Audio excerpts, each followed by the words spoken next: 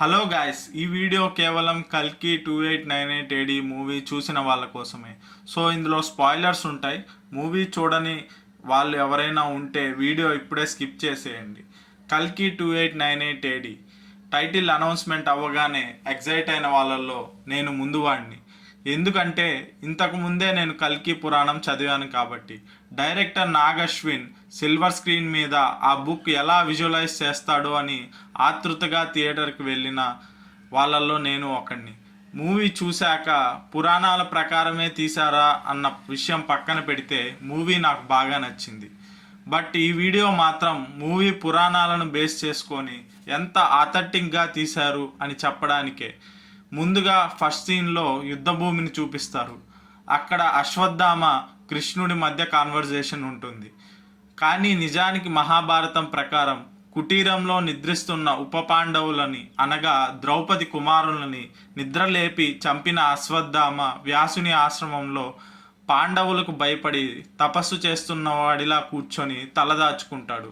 అక్కడ వ్యాసుని ఆశ్రమంలో జరుగుతుంది అక్కడ సీన్. పైగా కృష్ణునితో పాటు సహదేవుడు మినహా పాండవులు వ్యాసాశ్రమానికి వస్తారు. అర్జునుడిని భీముడిని చూసిన అశ్వత్థామ కోపంతో అపాండవం అవుగాక అని ఒక గడ్డిపోచ మీద బ్రహ్మశిరోనామక అస్త్రాన్ని మంత్రప్రయోగం చేసి అస్త్రం సంధిస్తాడు. బ్రహ్మశిరోనామకాస్త్రానికి విరుగుడు బ్రహ్మశిరోనామకాస్త్రమే కాబట్టి కృష్ణుడి మాటతో అర్జునుడు కూడా బ్రహ్మశిరోనామకాస్త్ర ప్రయోగం చేస్తాడు. 2 బ్రహ్మశిరోనామకాస్త్ర శక్తి దాటికి లోకం కకావికలం అవుతుంది. అది చూసిన నారదుడు వ్యాసుని వెంట పెట్టుకొని అక్కడికి వస్తాడు. తర్వాత నారద వ్యాసుల మాటతో బ్రహ్మశిరోనామకాస్త్రాన్ని తను వేసిన బ్రహ్మశిరోనామకాస్త్రాన్ని అర్జునుడు ఉపసంహరించుకుంటాడు. తన నుదుటున ఉన్న రత్నాన్ని ఇచ్చేయి, పాండవులు నిన్నేమీ చేరు అని వ్యాసుడు అశ్వత్థామతో చెబుతాడు. అలాగే రత్నాన్ని వ్యాసుడికి ఇస్తాడు అశ్వత్థామ. కానీ మూవీలో చూపించినట్టు ఆ రత్నాన్ని కృష్ణుడు తీయడు.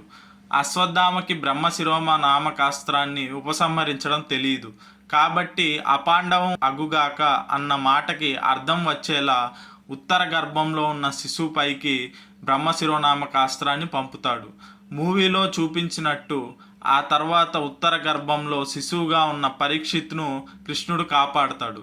శిశువును కూడా చంపాలని చూసిన అశ్వత్థామను ఈ విధంగా కృష్ణుడు శపిస్తాడు. 3000 సంవత్సరాలు నీ ఒళ్ళంతా దుర్గంధంతో కూడిన నెత్తురి కంపు వస్తుంది. ఆకలితో ఏకాకిలా ఈ భూమి మీద సంచరిస్తావు అని శపిస్తాడు. అంతేకాని కల్కి అవతారం గురించి కృష్ణుడు ఏమీ మాట్లాడలేదు మూవీలో చూపించినట్టుగా. మూవీలో చావు లేకుండా తిరుగు అని శపించినట్టు చూపిస్తారు. కానీ అంతకు ముందే అశ్వత్థామకి చిరంజీవత్వం ఉంది. చిరంజీవి అంటే చిరకాలం బతికేవాడు అని అర్థం. అంతేకాని చావు లేనివాడు కాదు. కొన్ని కోట్ల సంవత్సరాలు పోయాక చిరంజీవులైనా చనిపోవాల్సిన వారే. ఇక విష్ణుయసుడు కల్కి భగవానుడి తండ్రి స్టోరీలోకి వెళ్దాం. అసలు విష్ణుయసుడి గురించి కల్కి పురాణంలో ఏముందో చూద్దాం. కల్కి పురాణం.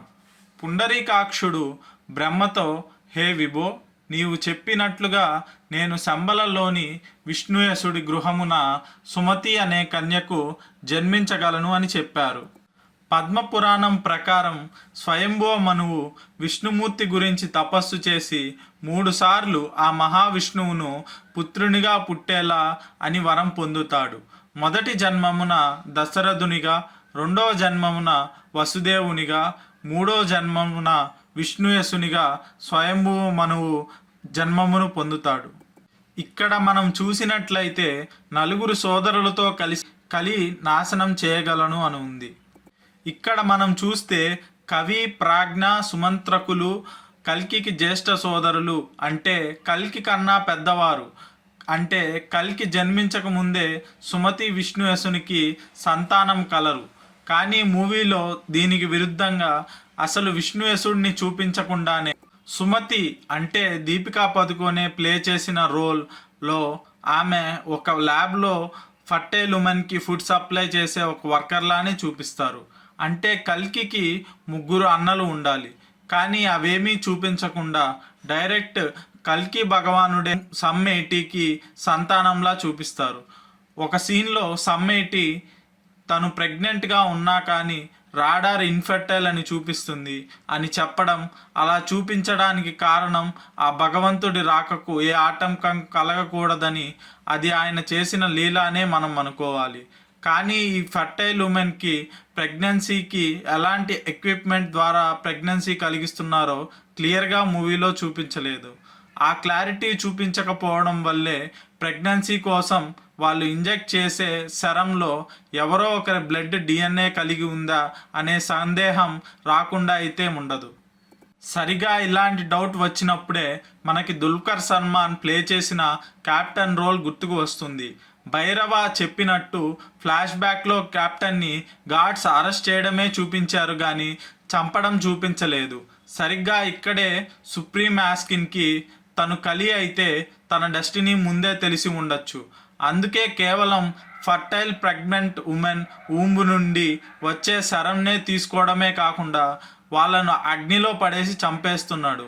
కల్కిని పుట్టక ముందే చంపడం సుప్రీం యాస్కిన్ ప్లాన్ కావచ్చు. అందుకే యాస్కిన్ తన సొంత చేతులతో నిన్ను చంపాలనుకుంటున్నాడు, అందుకే నేను చంపట్లేదు అని యాస్కిన్ కమాండర్ సుమతితో అనుండవచ్చు. బహుశా కెప్టెనే విష్ణుయాసుడు అని ముందే గ్రహించి అతని డిఎన్ఏ నుండి సెరంని తయారు చేసి ఫర్టైల్ ఉమెన్కి ఇంజెక్ట్ చేస్తుండొచ్చు. ఆ తరువాత ఆ ఊమ్ సెరం నుండి వచ్చిన బలంతో తను రికవర్ అవ్వడానికి ఉపయోగించి తన మృత్యువును పుట్టక ముందే చంపడం యాస్కిన్ ప్లాన్ కావచ్చు.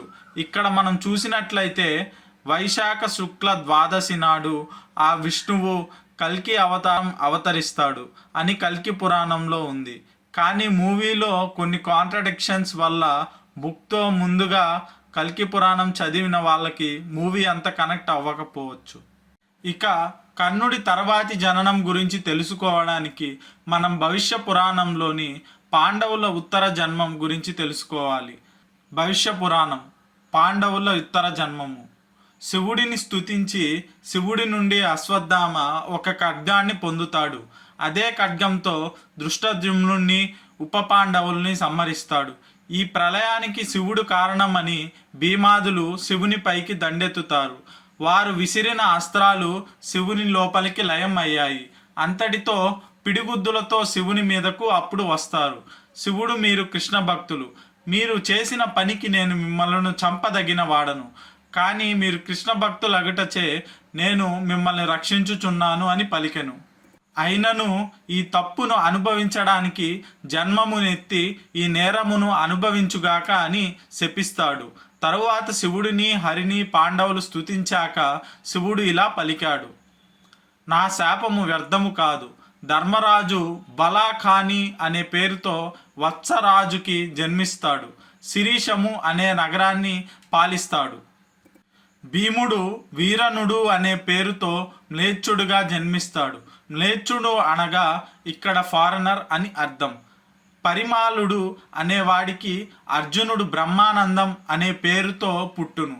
నకులుడు కన్యకుబ్జమున రత్నబానుడికి లక్షణుడు అనే పేరుతో పుట్టును.